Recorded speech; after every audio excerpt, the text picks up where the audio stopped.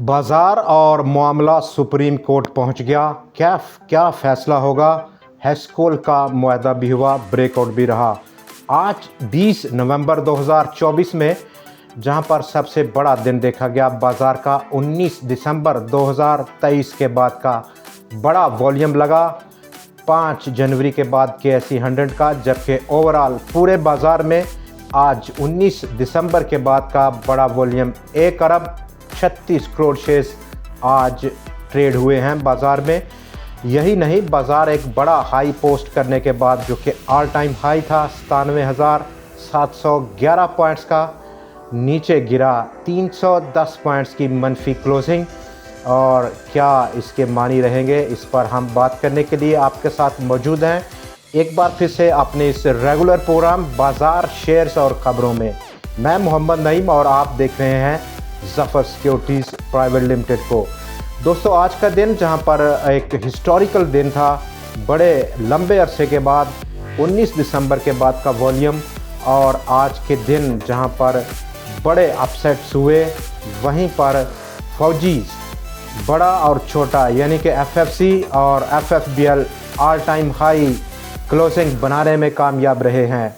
बाज़ार का डाटा जो कि आज बहुत ज़्यादा वॉल्यूम्स था, लेकिन इन वॉल्यूम्स में under the surface of the market बाज़ार का ताकत का तवाज़न बिगड़ा है। ओवरबॉट मार्केट की कंडीशन है, लेकिन जो न्यूज़ हैं अभी नेक्स्ट जो हफ्ता होगा बाज़ार में कारोबार का रोल ओवर सेटलमेंट है, लेकिन पिछला जो रोल ओवर सेटलमेंट था अक्टूबर का, वो तो बाज़ार ने टोटल हवा में उड़ा दिया था। इस बार क्या डिफरेंट हो सकता है, जबकि सियासी तनाव भी बढ़ता हुआ देखा जा रहा है। ये वो दो एलिमेंट्स हैं, जबकि अगर हम मुआशी सतह पर देखें तो कंज्यूमर प्राइस इंडेक्स का डाटा जो कि ड्यू है अगले हफ्ते के अख्ताम पर एक किस्म का टून सेट करेगा बाज़ार की फिर से।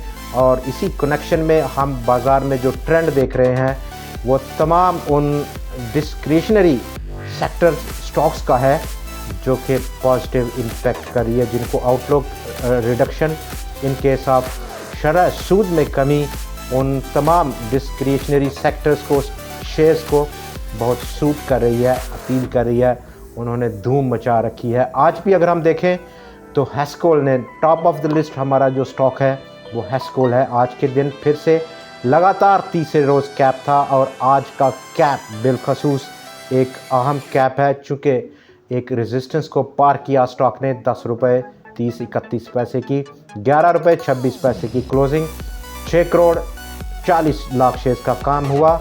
और अपकमिंग जो टारगेट है अब 17-18 रुपये की सतह हमवार कर रही है। दो तरह की न्यूज़ आज सर्कुलेट हुई।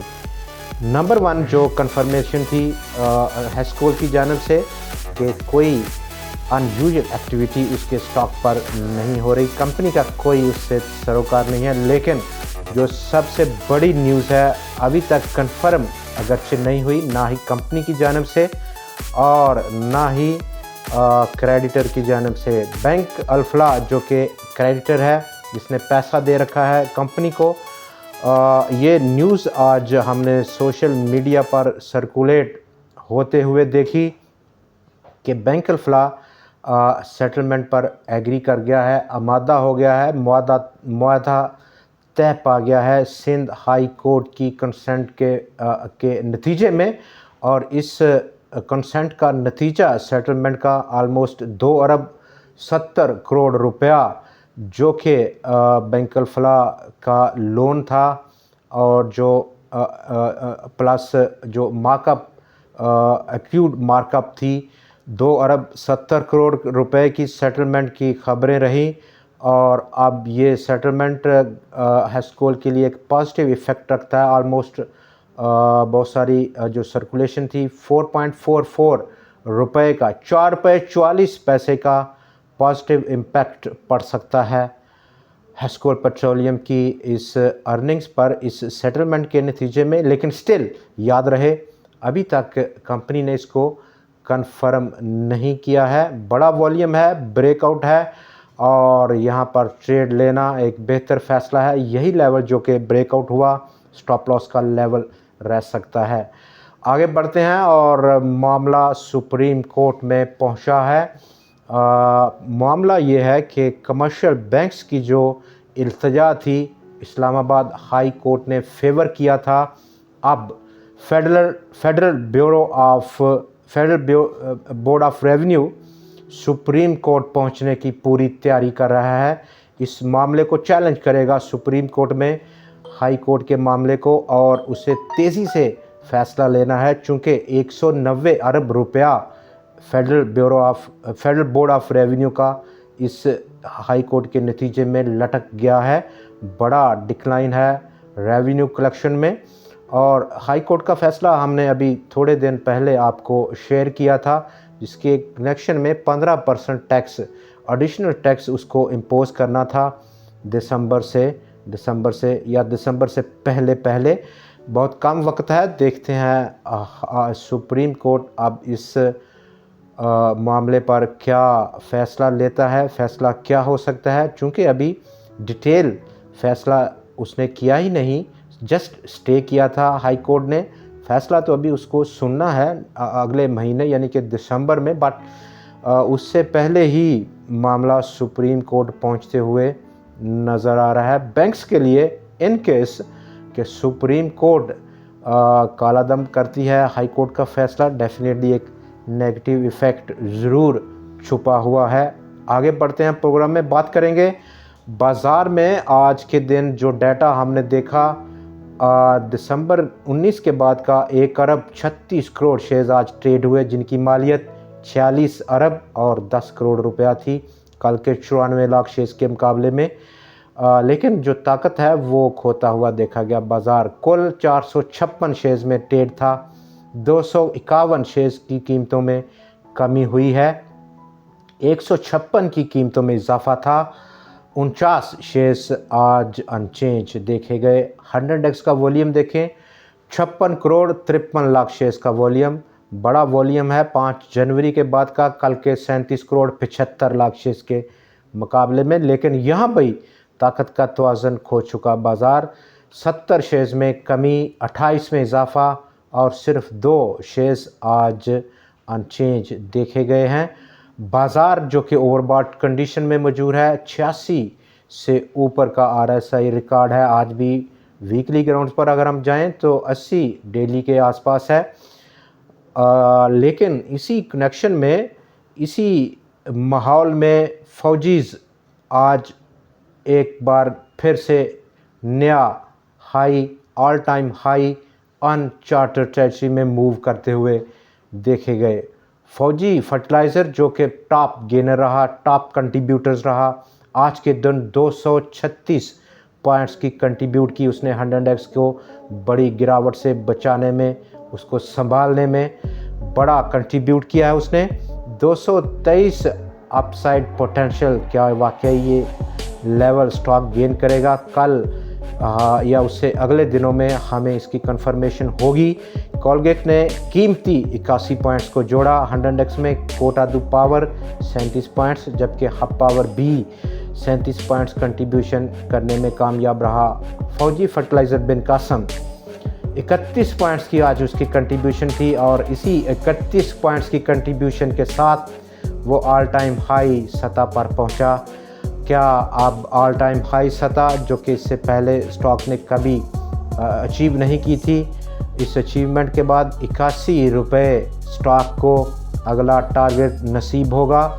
डेफिनेटली ये लेवल जो आज टूटा स्टॉप लॉस के तौर पर एक्ट कर सकता है, और अगला पॉसिबल टारगेट 81 रुपये है। इंडेक्स हैवीवेट स्टॉक है, तो यहाँ पर हमें देखना है कि रिप्लेसमेंट नंबर 1 100 इंडेक्स में, हैवीवेट स्टॉक्स में या लार्ज कैप शेयर्स में क्या रिप्लेसमेंट होती है फौजीज़ को, और कौन ज्वाइन करता है, जिससे कि कोलगेट ने ज्वाइन किया है और इसके साथ साथ दूसरे शेयर्स ने ज्वाइन किया है।